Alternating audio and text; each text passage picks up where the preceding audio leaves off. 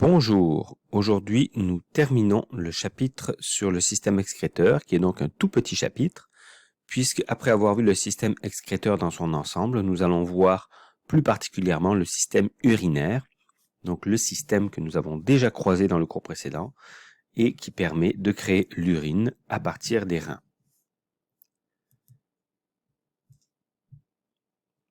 Petit rappel sur les organes qu'on a déjà nommés dans le cours précédent. Donc ici, on se rappellera que ces organes en forme de petits haricots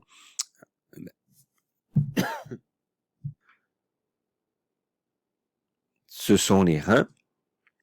On en a deux et chaque rein, vous voyez, est relié au système circulatoire puisque le sang rentre dans les reins pour se faire nettoyer, filtrer par les reins. Alors ensuite, on avait nommé les longs tuyaux qui descendent de chaque rein. Ça s'appelle uretère.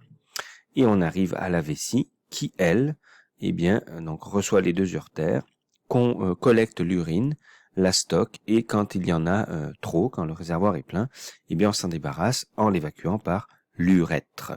Donc attention à ne pas confondre uretère et urètre. Donc on a deux uretères et on a un urètre.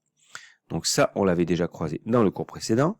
Mais ce qu'on va rajouter aujourd'hui, ce sont ces deux petites structures qu'on voit sur les reins. Alors on appelle ça les glandes surrénales. Donc ce sont des glandes qui libèrent des hormones et qui sont posées sur les reins, tout simplement. D'où leur nom. On retrouve ici les artères et les veines qui circulent, qui font rentrer le sang dans les reins et qui font sortir le sang dans le rein. Donc l'artère rénale qui fait rentrer le sang, la veine rénale qui le fait ressortir. Excusez-moi, ça a été un peu vite. Donc voilà pour l'ensemble du système urinaire au niveau de ses organes. Alors, on va d'abord s'occuper des glandes surrénales. Donc les glandes surrénales, on les nomme, elles sont posées sur les reins, mais en réalité, elles n'ont pas de lien avec le système urinaire, ou même le système excréteur.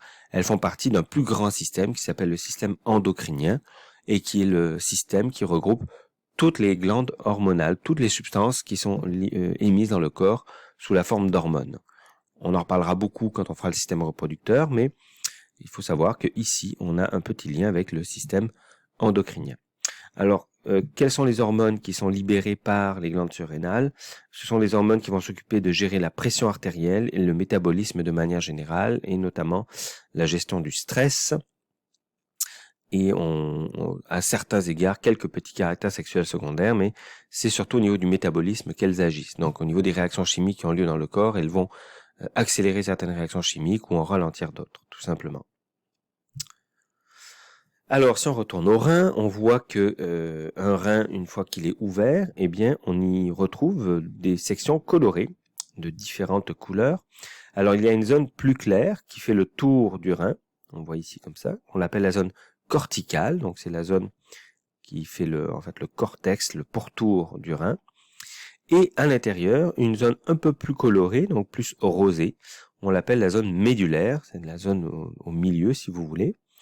Et on sait que dans ces zones, donc corticale et médulaire, donc vous voyez bien ici, corticale c'est le bord ici, médulaire c'est les petits triangles, si vous voulez, de couleur rosée.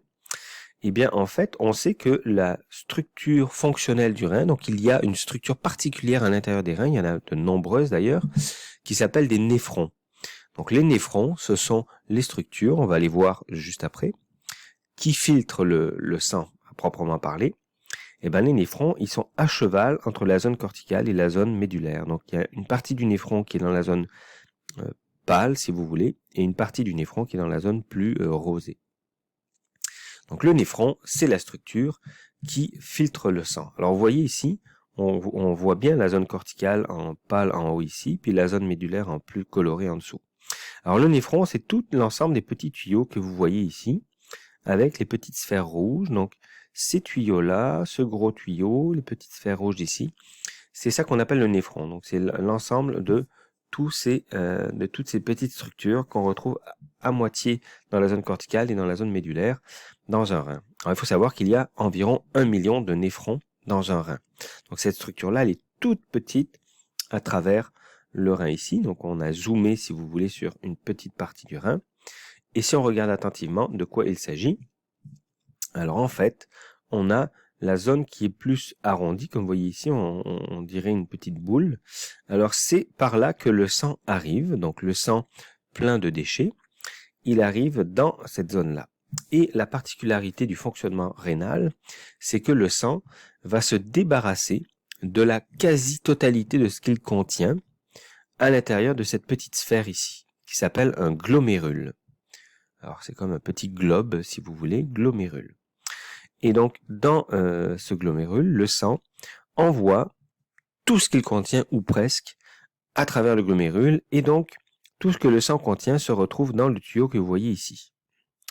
Or, le sang a vraiment envoyé le plus possible de substances chimiques qu'il pouvait dans le glomérule, y compris les substances dont il a besoin. Alors, c'est comme ça que ça fonctionne. Le sang se vide quasiment complètement, et ensuite, vous voyez le vaisseau sanguin ici, le sang va repasser à travers le petit tuyau qui contient donc tout ce qu'il a évacué, que ce soit les déchets ou les bonnes substances, et il va réabsorber ce qui l'intéresse. Autrement dit, c'est le nettoyage parfait. On enlève absolument tout, et ensuite, on récupère seulement ce dont on a besoin. Ça permet de parfaitement bien nettoyer le sang. Donc, la circulation ici, vous voyez des vaisseaux sanguins qui circulent et qui s'entrecroisent avec le tuyau que vous voyez ici. C'est là qu'on réabsorbe tout ce dont le sang a besoin, qui avait été évacué dans le glomérule. Alors, ce petit tuyau ici, là, c'est ce qu'on appelle un tubule rénal. Donc, c'est là-dedans que les vaisseaux sanguins vont se croiser et qu'ils vont récupérer ce dont ils ont besoin. Et une fois que le sang est passé, qu'il a récupéré ce dont il avait besoin, eh ben, il va repartir par la veine rénale. Donc, ils sont arrivés par l'artère rénale, ils repartent par la veine rénale. Et tout ce qui n'a pas donc été réabsorbé, donc les déchets essentiellement, eh ben, ils vont être évacués par un plus gros tuyau que vous voyez ici, qui s'appelle le tube collecteur. Donc, en résumé, le néphron, eh bien, le sang déverse dans le glomérule la quasi-totalité des éléments qui le constituent. Ensuite, on se retrouve donc, tout ce qui a été évacué se retrouve dans un tuyau qui s'appelle le tubule rénal, ça veut dire le petit tube du rein. Et ce tubule rénal, il circule à travers des vaisseaux sanguins.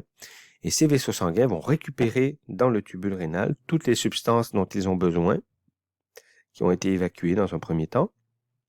Le sang va repartir, et tout ce qui n'a pas été réabsorbé, eh bien, va être évacué dans ce gros tuyau à la fin, le tube collecteur. Alors, vous avez ici une autre façon de vous le représenter. Vous voyez ici le sang qui arrive par une petite artériole, et vous voyez, il se vide au complet de ce qu'il contient. Donc, il n'y a plus rien dans le sang. Et tout ce qui a été évacué, eh bien, va circuler dans ce petit tuyau que vous voyez ici. Et vous voyez les capillaires sanguins qui sont là, qui vont récupérer ce qui est intéressant finalement. Donc, on a tout donné pour l'envoyer à l'urine au départ, mais après, on réabsorbe ce qui finalement s'avère être intéressant pour le sang. Donc, c'est représenté par les petites billes oranges ici. Donc, le sang, la petite veine qui circule ici, la petite vénule, va pouvoir repartir avec les substances intéressantes. Et ce qui n'a pas été absorbé, ben ça sera évacué tout simplement. Donc, on est dans le tubule rénal en ce moment, et on va se retrouver dans le tube collecteur à la fin ici. Donc, c'est une représentation schématisée, si vous voulez, de ce qui se passe. Alors, une fois que les néphrons, donc rappelez-vous, sont tout petits, hein, les néphrons, ils sont à travers les zones corticales et médulaires ici, il y en a 1 million dans chaque rein.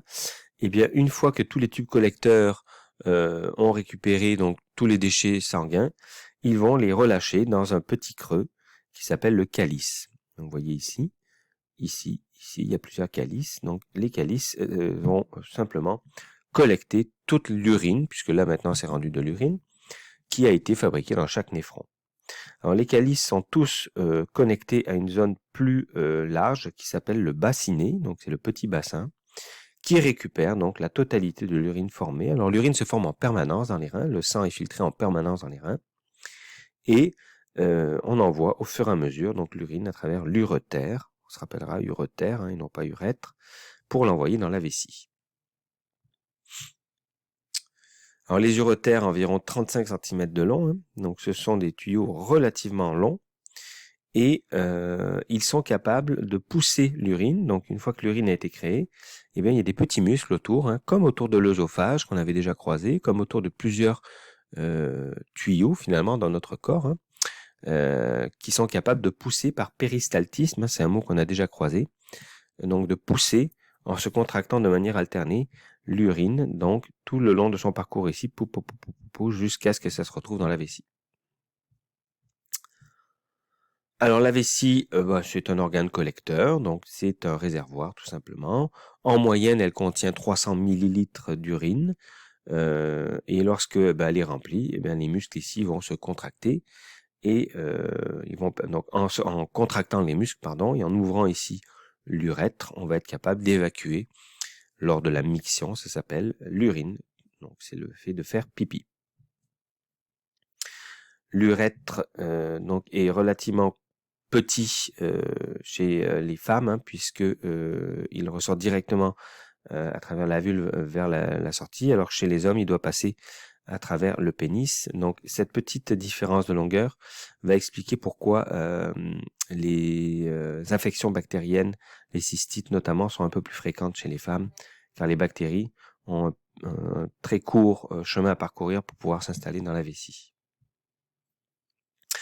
On finit avec une information qu'on avait déjà vue dans le cours précédent. On va se rappeler que l'urine, c'est de l'eau, de l'urée, de l'acide urique et de l'ammoniac essentiellement. Donc ces trois déchets-là sont potentiellement toxiques. Ils ont été créés par notamment la destruction de protéines qu'il y avait dans notre corps. Et donc, il faut s'en débarrasser en permanence parce qu'ils sont toxiques s'ils s'accumulent dans le corps. Donc c'est pourquoi on en retrouve tout le temps dans notre urine. Notre corps, par homéostasie, évacue systématiquement au fur et à mesure que ces trois produits sont créés, il les évacue car ils pourraient nous intoxiquer tout simplement. Alors, la totalité du volume d'urine qu'on produit sur une journée, on appelle ça la diurèse. Donc, c'est l'urine faite sur une journée. Normalement, c'est entre 1 demi-litre et 1,5 litre d'urine qu'on va évacuer par jour, mais ça va varier bien sûr. Plus on boit de boissons quelconques tout au long de la journée, plus on va uriner. Donc, c'est plus on a d'eau dans le corps, plus on va en uriner. Et à l'inverse, plus on perd de l'eau, par transpiration notamment, si on a chaud ou si on fait du sport, et moins on va uriner, bien sûr. L'urine est un liquide qui est très souvent analysé pour des analyses de santé, des tests de santé. Donc, normalement, l'urine, elle est de couleur jaune. Si la personne manque d'eau, l'urine peut être très concentrée et se retrouver à avoir une coloration quasiment orangée. On peut également avoir de l'urine de couleur brune, donc ça signifierait un problème au niveau du foie. Rouge au niveau de perte de sang, donc évidemment pas pendant les menstruations, mais s'il y a du sang qui apparaît dans l'urine, c'est un signe qu'il y a un gros problème. Ou alors elle peut être trouble comme du lait. Donc là, à ce moment-là, ce serait un problème de protéines. Et on peut également regarder son pH, par exemple, et d'autres informations peuvent être analysées. Donc, on peut aller regarder, par exemple, s'il y a du glucose dans l'urine. Donc, on va faire un petit test chimique. On ne doit pas en retrouver normalement. S'il y en a, c'est peut-être qu'il y a un problème de gestion de glucose dans le corps. On peut regarder s'il y a des sels minéraux qui expliqueraient la présence de calculs rénaux. On peut analyser si la couleur rouge vient effectivement du sang, et ainsi de suite. On peut d'ailleurs détecter la présence de drogue à l'intérieur de l'urine. Donc ça, c'est ce qui permet de détecter si les personnes vont tricher, par exemple, dans les compétitions sportives, mais aussi pour vérifier si une personne a utilisé de la drogue dans les jours précédents. Et comme vous le savez, on peut aller détecter certaines hormones. Donc, en cas de grossesse, il y a une libération d'hormones particulières dès les premiers jours de la grossesse, de la fabrication du fœtus. Donc, cette petite hormone, elle est libérée, on la retrouve dans l'urine et c'est elle que le test de grossesse va essayer de détecter pour voir si la femme est enceinte. Voilà pour ce deuxième cours.